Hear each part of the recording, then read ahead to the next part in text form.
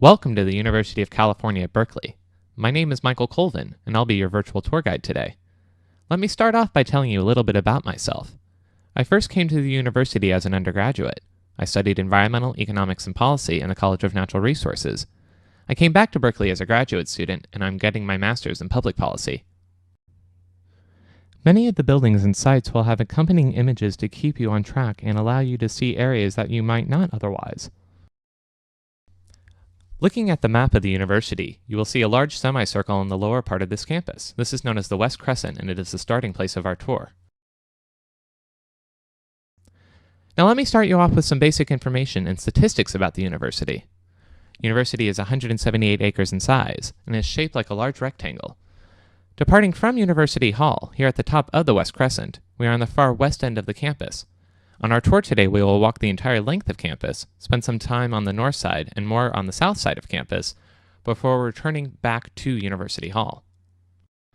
In addition to the 178 acres of our central campus, there are another 1,232 acres that the university owns up in the Berkeley Hills, which you can see from this spot very well.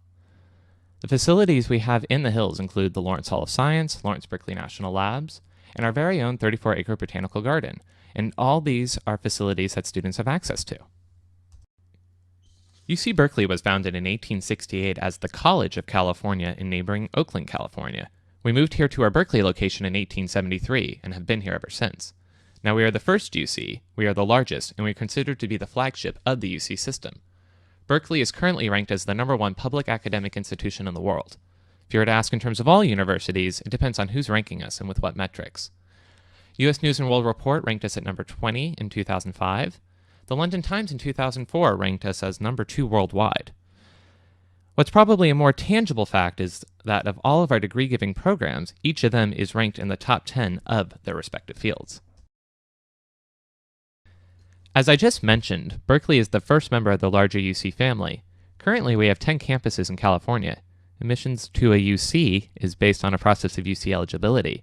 UC eligibility is designed to ensure that all entering students are ready for university-level work, and is a combination of a number of factors, including GPA, test scores, and essays. The university has approximately 33,000 students, 23,000 undergraduates, and another 10,000 graduate students. I want you to put a mental asterisk next to this number because it sounds deceptively large. Later on in the tour, I'll talk about how the students are broken down. But when you combine the number of students with the total number of faculty at 1,600 and staff at 11,800, you get a sense that the campus is a small city. Right now, we're standing at the West Crescent on the far west end of campus. Of course, as a public university, we are free to walk around and explore campus. So let's begin. We're walking up this driveway past the sign that says West Gate. We're headed towards a large tree in the middle. When you reach that tree, you will have arrived at our next destination. As we're walking up the west entrance of campus, I wanted to mention a few basic flavors of student life. Our school colors are blue and gold. The blue comes from 3 places. The first is the fact that we have the big, beautiful blue California sky. The second is the fact that we're so close to the Pacific Ocean, the big blue. The third is that a lot of our original professors are from Yale, and one of Yale's school colors is blue, so it's a way of honoring the old roots. The gold is fairly obvious. It comes from the California Gold Rush. The gold rush was a very influential factor in the mid-1800s. It's the reason why we became a state, why San Francisco became such a prosperous city, and why the first college, later renamed University of California, was located so close to San Francisco, all because of the gold rush. The school's mascot is the Golden Bear. During one of our original track and field tournaments, we won, and we won huge. We beat out all the Ivy League schools. So we had this big golden trophy. We were waving around the state flag because we're a state university. A professor remarked, "Look at those golden bears," and the name has stuck ever since. Walking on campus, you hear the phrase, "Go Bears," at least 3 times a day. Whether it be at the football games, to a gathering of students on Sproul Plaza, to the bottom of an advisor's email, the phrase, "Go Bears," is a way to communicate a sense of campus pride.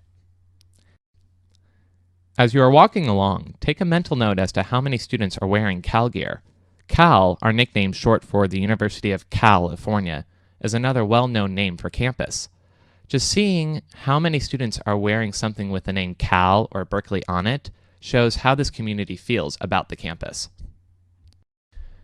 We are now standing at the top of the Westgate Drive.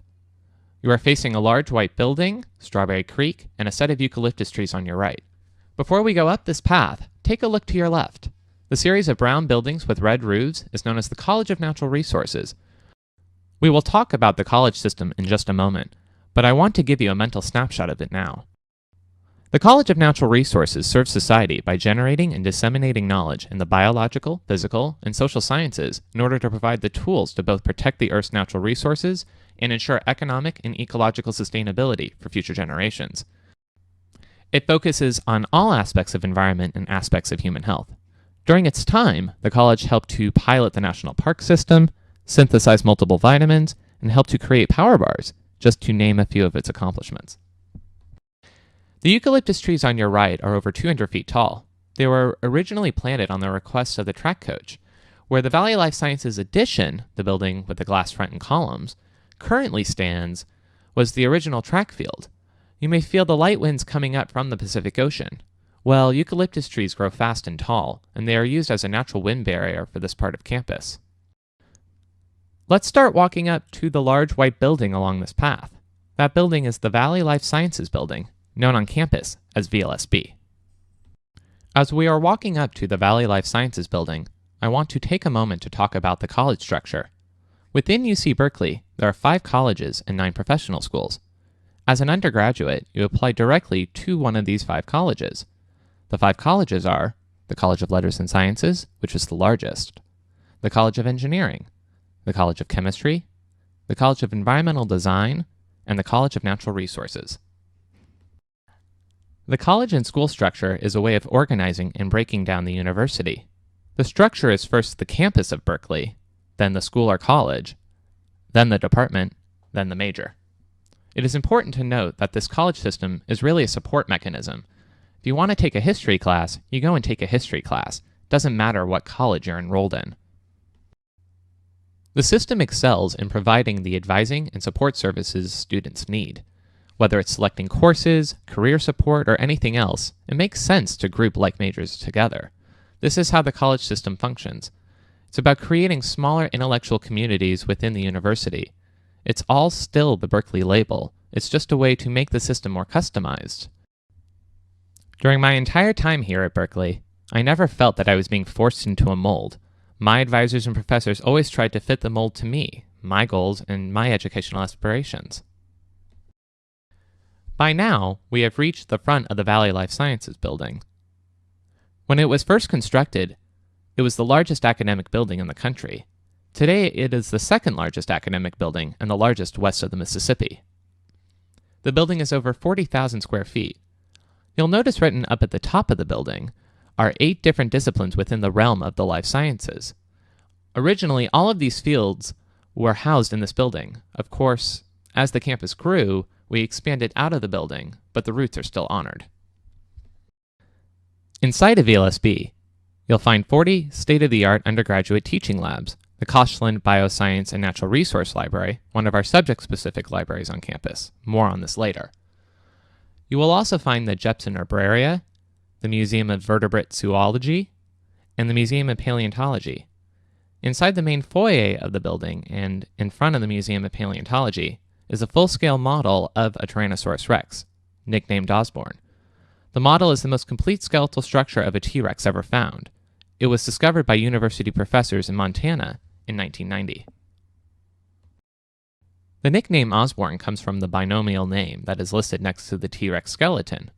Henry Osborne, who discovered and described the first T-Rex in 1905. Students not knowing this saw the name on the identifying information and subsequently nicknamed the T-Rex, and it's stuck ever since. I joke that Osborne guards the Museum of Paleontology because it's not a museum in the conventional sense. There are no exhibits. Rather, it's a research museum. It has one of the largest paleontology websites and teaching resources on the internet. It is only open to the general public one day a year, and that's on our open house event, Cal Day, which happens every April. I invite all of you to go inside VLSB, get your picture taken with Osborne, and look around. When inside, please remember that this is a working academic building. There are also public restrooms in the ground floor of the building if you need them. When you're done, come back outside and resume your audio tour. We are going to head east now, up the hill to the large cement building that you see in front of you. From this angle, you'll see a large outdoor patio, maybe with some students drinking coffee on it, and a wavy sculpture above the patio. Walk along the path to the right of this building. This will be our next destination, which is the Moffett Undergraduate Library. As we are walking up, you'll notice one of my favorite aspects of campus. You'll observe Strawberry Creek on your left-hand side, with a grassy field on the other side of it. Strawberry Creek runs all the way from the Berkeley Hills, which you see way in the distance, down through campus dissecting it, and into the Pacific Ocean. This is all just a small part of what gives the Berkeley campus a special feel. Then as soon as you step off campus, you're in the middle of a vibrant cultural hub of the city of Berkeley. The fact that we can have our own campus identity and yet still be in the San Francisco Bay Area is one of the most amazing advantages that Cal students have, and I treasure that balance. Hopefully as you're walking up, you'll get that same sense as well.